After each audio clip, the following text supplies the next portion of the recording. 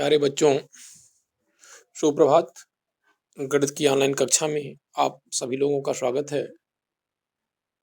पिछले टर्म पर हम लोग वृत्त के बारे में अध्ययन किए थे कि वृत्त का समीकरण क्या होता है, वृत्त की परिभाषा क्या होती है, उससे संबंधित प्रश्नों को हल किए थे। आज वृत्त से संबंधित एनसीईआरटी के जो कुछ महत्वपूर्ण प्रश्न हैं उसको हम लोग हल करेंगे और समझेंगे। ठीक, ये दिया हुआ है एनसीईआरटी प्रश्नावली 11.1 का 11वां प्रश्न।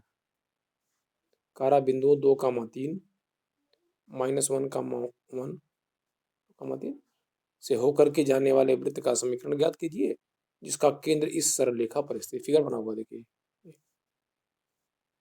सरल रेखा है।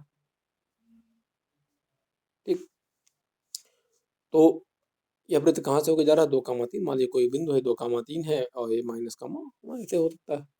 ठीक, तो सबसे पहले हम क्या किए हैं, हमने मान लिया कि वृत्त का समीकरण ये है, जैसा कि आपको बताया गया है कि माना कि वृत्त का ये समीकरण होता है।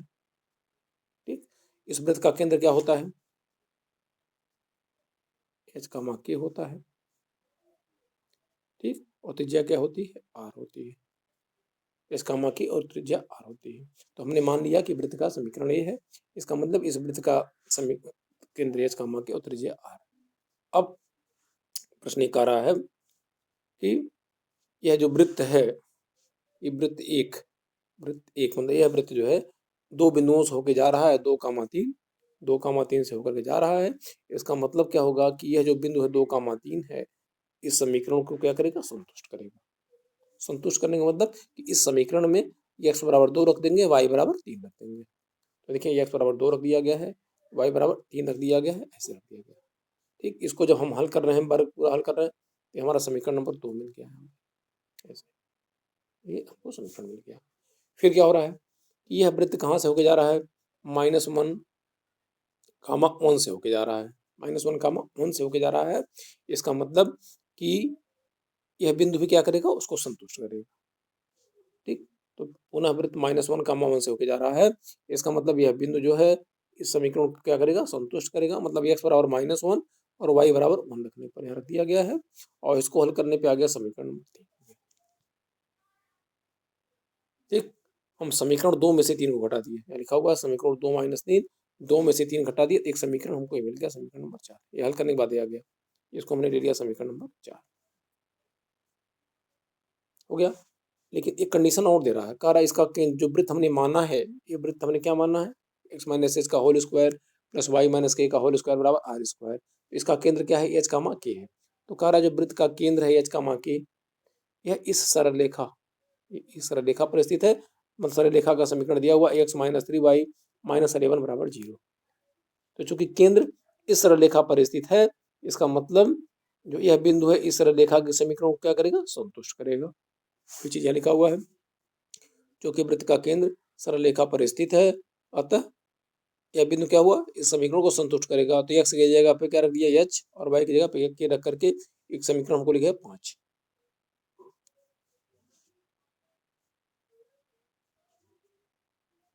ठीक, तो दो समीकरण मिले, एक समीकरण नंबर 4, समीकरण नंबर 5। हो गया। इन दोनों को जो हम हल करेंगे, समीकरण 4 और 5 को हल करने के बाद इसका मान मिल रहा है 7/2 और k का मान आ रहा है -5/2 आ रहा है। तो केंद्र हमको मिल गया। केंद्र ने क्या? उस समीकरण जो वृत्त का समीकरण जो माना गया था, उसका केंद्र एच का मान k था।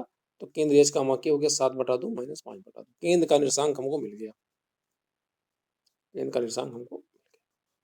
ठीक, और x - h का whole square plus y - k का होल स्क्वायर बराबर क्या होता है? आर स्क्वायर होता है। जानते हैं? तो किसी भी वृत्त का समीकरण ज्ञात करने के लिए हमको केंद्र का निर्देशांक पता होना चाहिए और त्रिज्या पता होना चाहिए, ये चीज पता होना चाहिए। तो केंद्र का निर्देशांक तो मिल गया, लेकिन त्रिज्या नहीं मिला है। त्रिज्या नहीं मिला है। ठीक, तो अब देखिए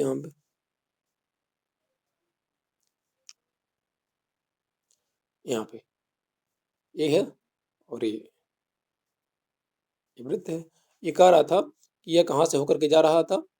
2, 3 और -1, 1 से होके जा रहा है, कोई दो बिंदु है। ठीक, तो इस बिंदु से होके जा रहा है, इसका मतलब कि यह बिंदु कहाँ है, परिधि पर स्थित है, परिधि पर स्थित है। ऐसे इसका मतलब ये है, और ये कहाँ से होकर रहा है, 2, 3 से होकर के जा रहा है, इसका मतलब ये बिंदु परिधि पर स्थित है। और हम जानते हैं कि केंद्र और परिधि के बीच की दूरी क्या होती है, त्रिज्या के बराबर होती है। केंद्र और परिधि के बीच की दूरी त्रिज्या के बराबर होती है। इसका मतलब कि दो बिंदुओं के बीच की दूरी का यदि हम फार्मूला लगा दें, क्योंकि केंद्र मालूम हो गया है, केंद्र मालूम हो गया है और यह परिधि पर स्थिति बिंदु मालूम है, तो दो बिंदुओं के बीच की दूरी का फार्मूले से हम क्या ज्ञात कर सकते हैं, त्रिज्या ज्ञात कर सकते हैं। एक किया गया,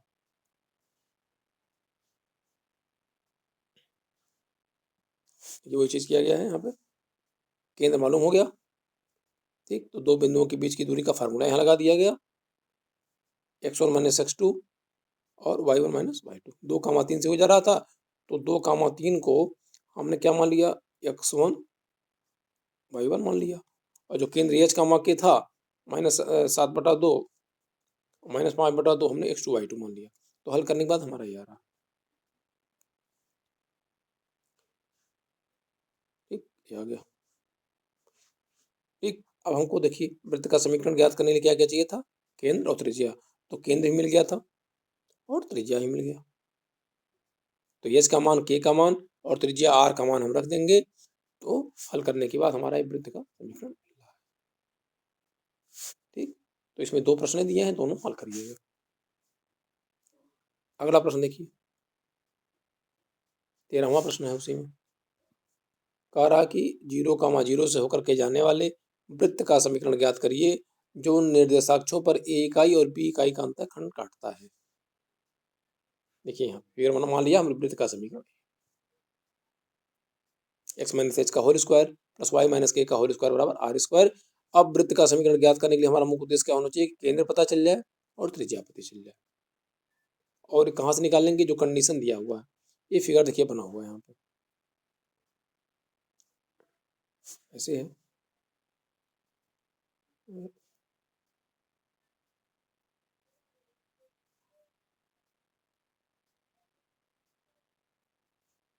ये ऐसे है, आप ऐसे ये है, ये है। ठीक, ये मान लीजिए बी है, ये मूल बिंदु से जा रहा है, मतलब 0, 0 से होकर के जा रहा है और ए इकाई का अंतःखंड काट रहा है। एक्स अक्ष पर ए इकाई का अंतःखंड काट रहा है और वाई अक्ष पर बी इकाई का अंतःखंड काट रहा है। वृत्त का केंद्र ए। ठीक, अब देखिए केंद्र से इस पर लंब डाल दीजिए, हाँ लंब डाल दीजिए। ठीक, ठीक, और ये लंबाई, और हम जानते हैं कि वृत्त के केंद्र से ये जीवा होती है, वृत्त के केंद्र से जीवा पर डाला गया लंब जीवा को समद्विभाजित करता है, दो बराबर भागों में बांटता है। यदि इसको हमने ए एम ले लें, यदि ओ ए बराबर ए है तो ओ एम बराबर एम ए बराबर क्या हो जाएगा, ए बटा दो, यहाँ लिखा हुआ देखिए। ठीक, और चूंकि बिंदु सी से इस पर लंब डाला गया है, तो यह दूरी क्या हो जाएगी, यह दूरी x निर्देशांक हो जाएगी और यह दूरी क्या होगी, y निर्देशांक होगी केंद्र का।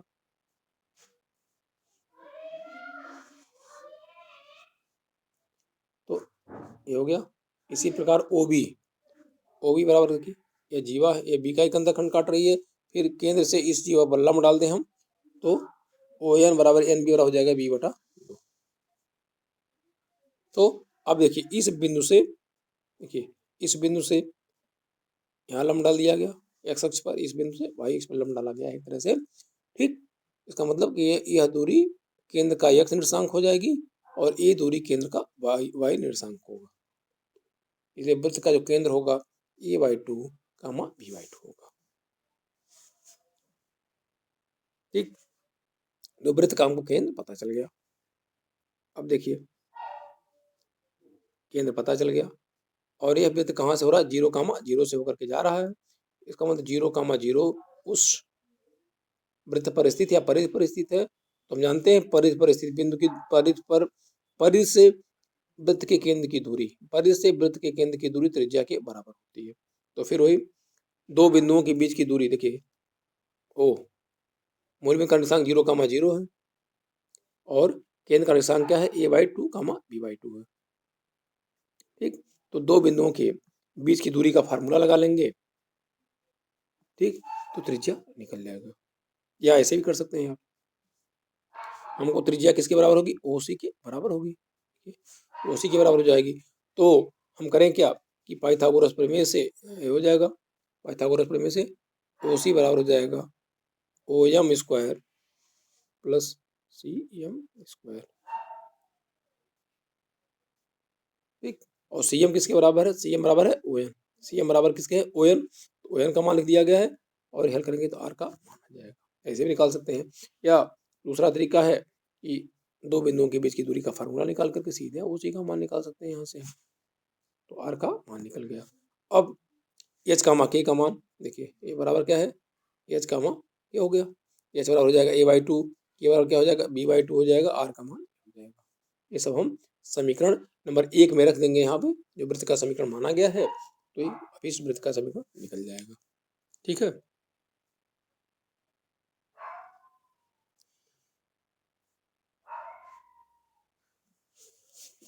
उसी का 11 का 14वां देखिए, कारा उस वृत्त का समीकरण ज्ञात करिए इसका केंद्र दिया हुआ है, केंद्र दिया हुआ है और बिंदु 4, 5 से होकर के जा रहा है। फिगर एक बना दिया गया है। देखिए, कारा उस वृत्त का समीकरण ज्ञात करिए, इसका केंद्र क्या है, ऐसे वृत्त है, केंद्र क्या है 2, 2 है, और ये कहाँ से जा के आ रहा है, 4, 5 से होकर के जा रहा है।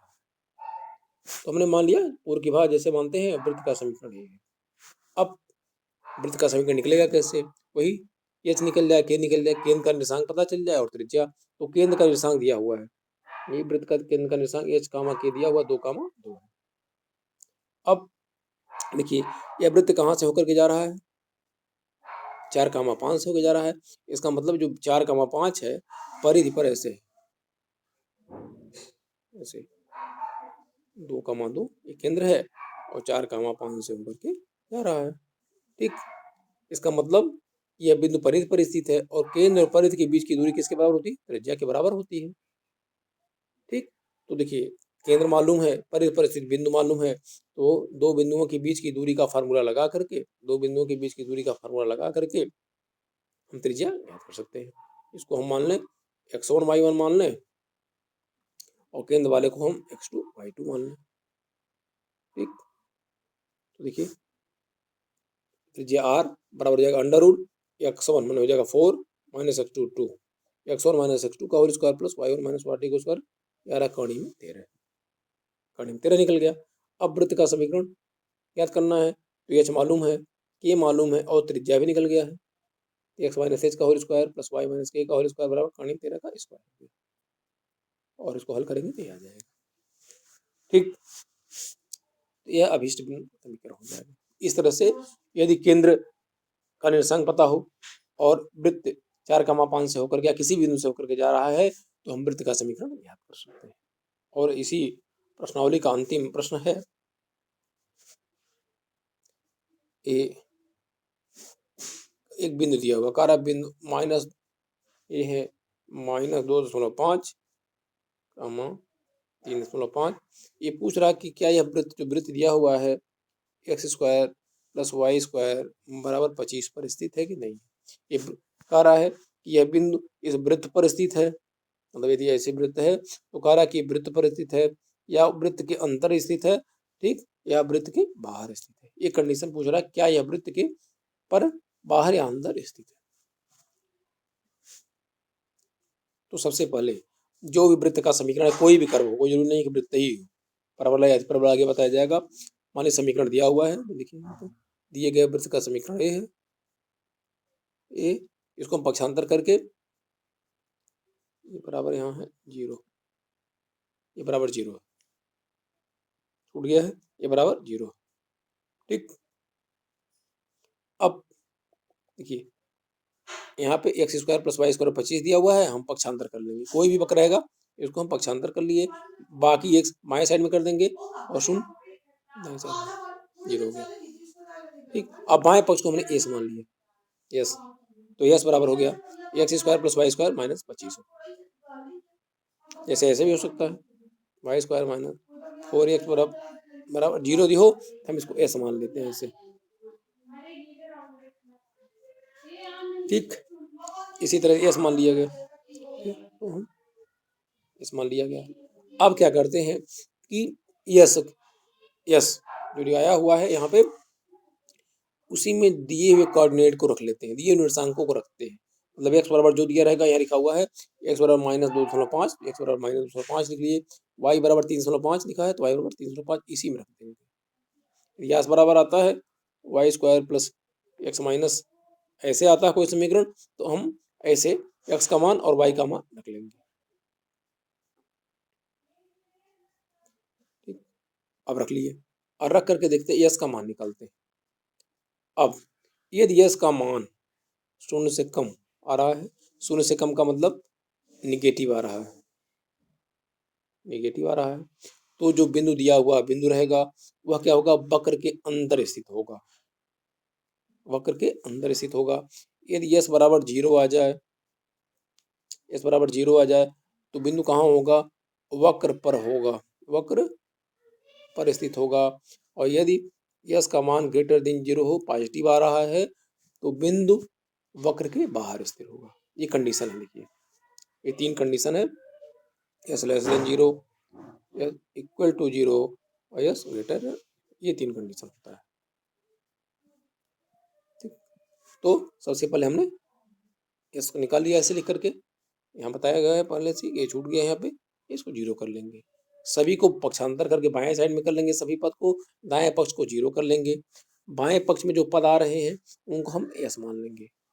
अब यदि हमको दिखाना है कि बिंदु उस वक्र के अंदर या बाहर या उस पर स्थित है तो हमने यस मान लिया गया। अब उस बिंदु का मतलब जो दिया हुआ एक्स कोऑर्डिनेट है और वाई कोऑर्डिनेट है उस समीकरण में हम रखेंगे। अब देखिए यहाँ पे यस का मान क्या आ रहा है, 0 से कम और ऋणात्मक आ रहा है, इसका मतलब जो है कि बिंदु क्या होगा, वृत्त के अंदर स्थित है। यदि बाई चांस ऐसे यदि बराबर 0 आ जाता, इसका मतलब कि वह दिया हुआ बिंदु जो है वो वक्र पर स्थित होगा, और यदि यह आ जाता तो हम कहते हैं वृत्त के बाहर स्थित। ठीक, तो इस प्रकार एनसीईआरटी किताब में जितने भी वृत्त के प्रश्न दिए गए थे लगभग सबको बता दिया गया है। जो विशेष प्रश्न नहीं बताए गए हैं उन सभी को आप सभी लोग करें। ठीक, अब आगे के लेसन में आप जरूर ध्यान दीजिएगा, आगे के चैप्टर में या आगे का जो भी क्लास होगा हम लोग उसके अंतर्गत परवलय के बारे में पढ़ेंगे। ठीक, तो वृत्त से संबंधित जितने भी प्रश्न दिए हों एग्जाम्पल में है, एनसीईआरटी या कोई भी है, आप इसके एडिशनल कोई बुक रखे हुए हैं तो सभी को हल करिए। नहीं आने पे आप क्लास में आकर के या व्हाट्सएप ग्रुप के माध्यम से पूछ सकते हैं। ठीक, तब तक के लिए धन्यवाद।